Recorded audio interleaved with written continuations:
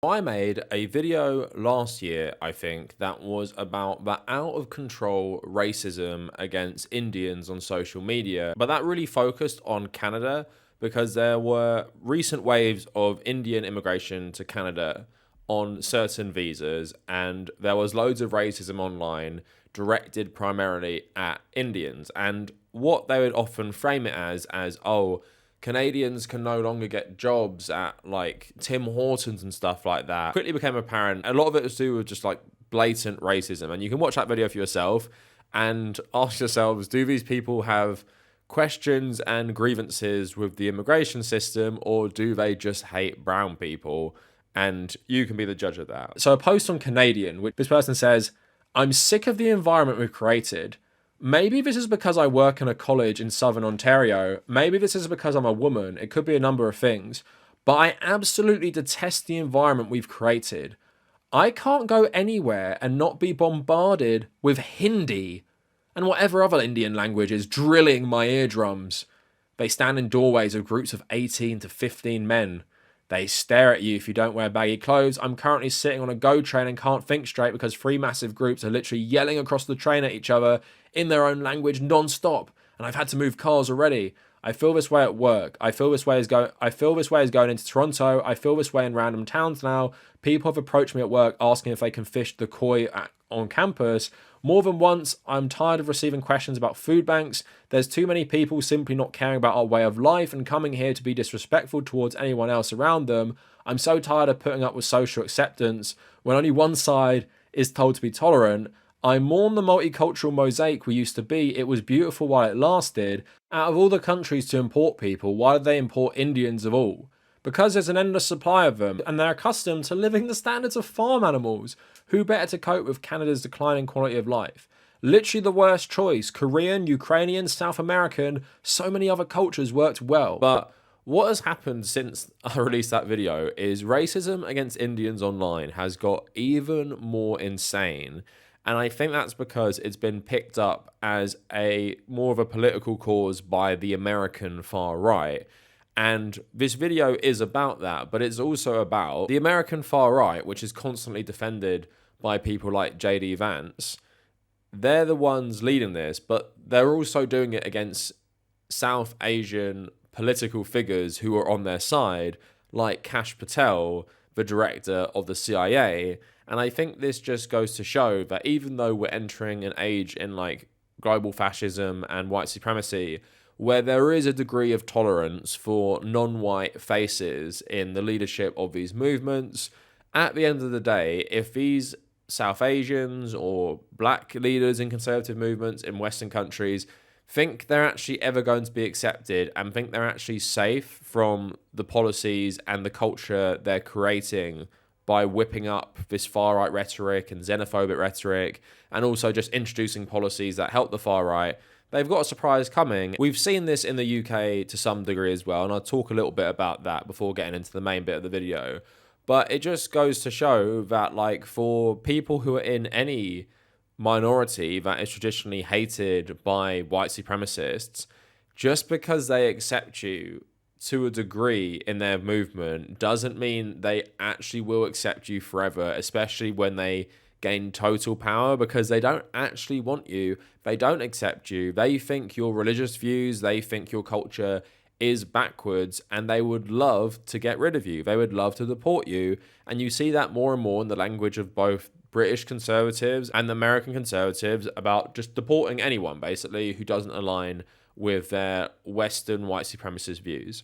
So all of that coming up for you today. But before we go any further, if you like my video after you've watched it, please either like, maybe subscribe to the channel. And also, if you want to support my work, please check out my Patreon page and check out my YouTube memberships. And if you want to follow me on social media, please follow me at the Kavernacle on Blue Sky and also on my Instagram page. So anti-Indian hate has been ramping up in like most Western countries, I'd say, but it's also a weird one for someone like myself, and I spoke about this way more in the other video. Growing up in a part of London that is very South Asian, and having like Indian and South Asian friends, and having people I know who are from South Asian families, there is a degree of acceptance in British society, which is a very racist society, for Indian people, especially Indian Hindus and Sikhs.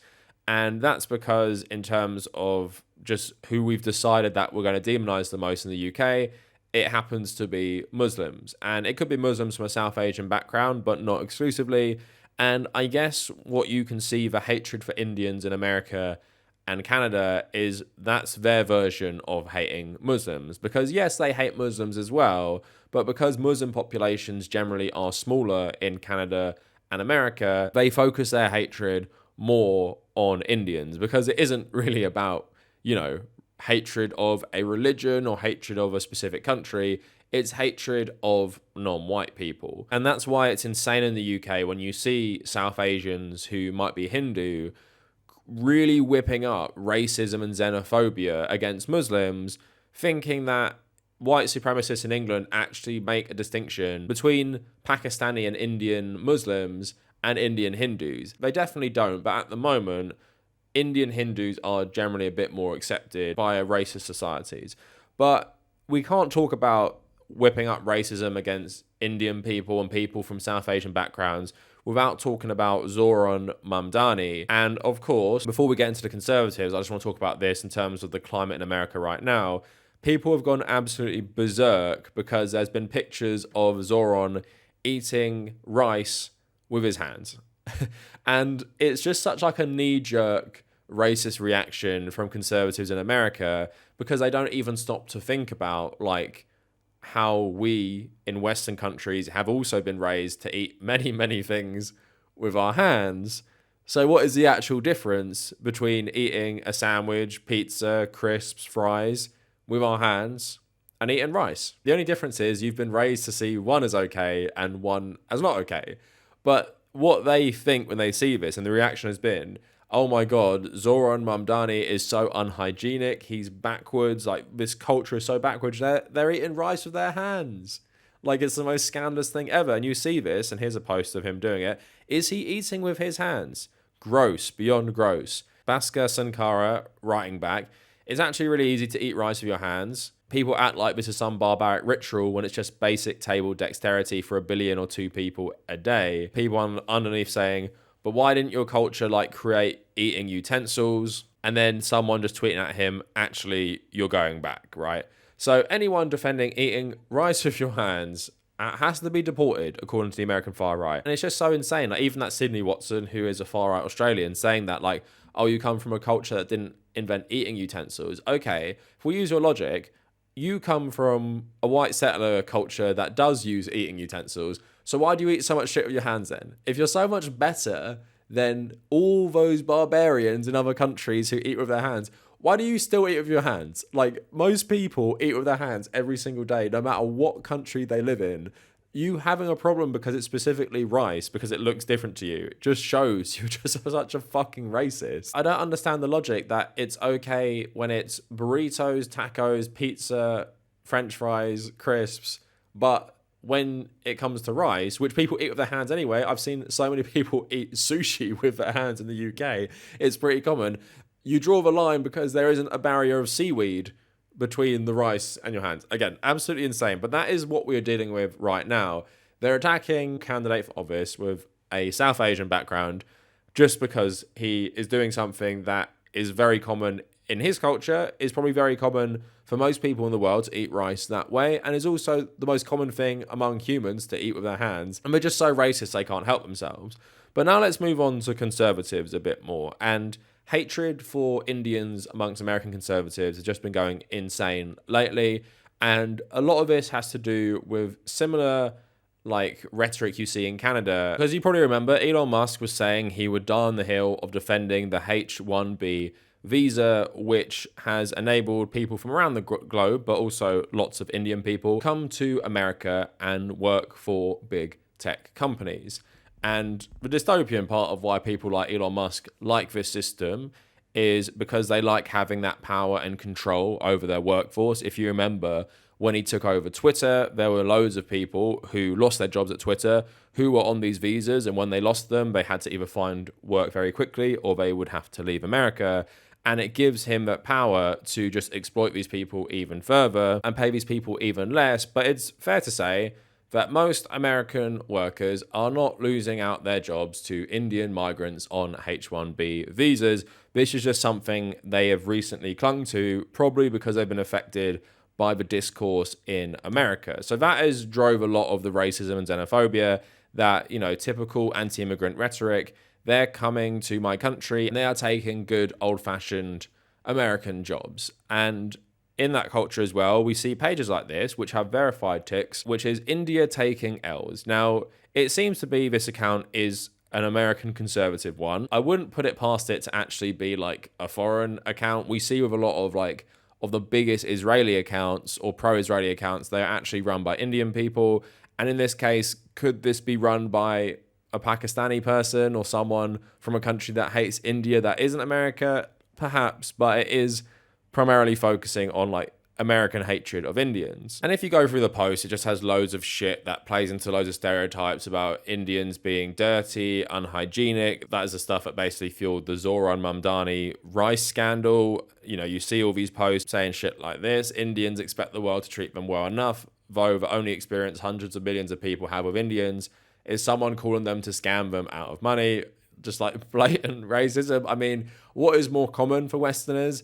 To have an experience with South Asians and Indians through either growing up alongside them or, let's say, a very common one, eating at an Indian restaurant, so interacting with Indian culture that way, or being scammed by someone phoning them from India. I don't know about you, but I think the restaurant example is way more common.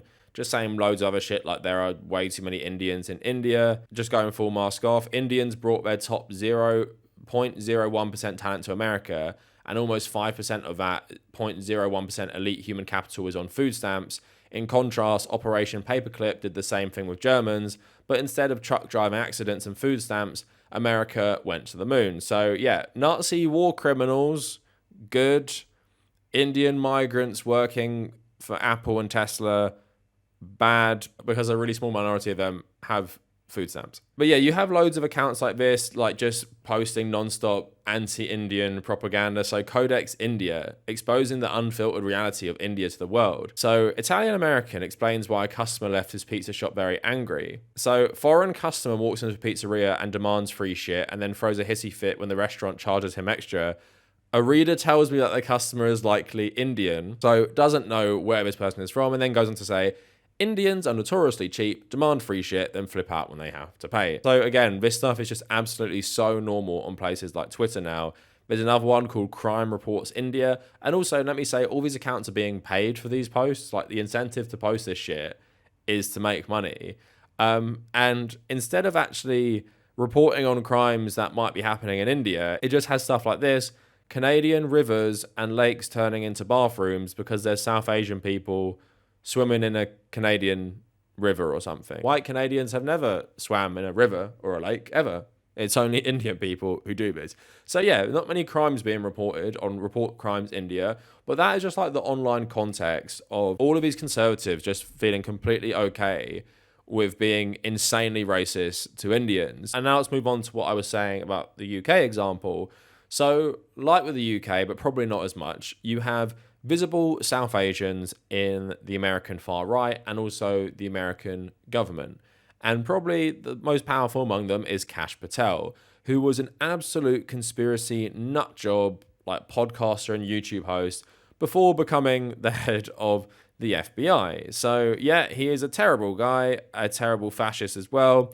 But let's see how American conservatives like him. So happy Diwali, celebrating the festival of lights around the world as good triumphs over evil. So pretty standard Diwali post there. The top reply, get the fuck out of my country.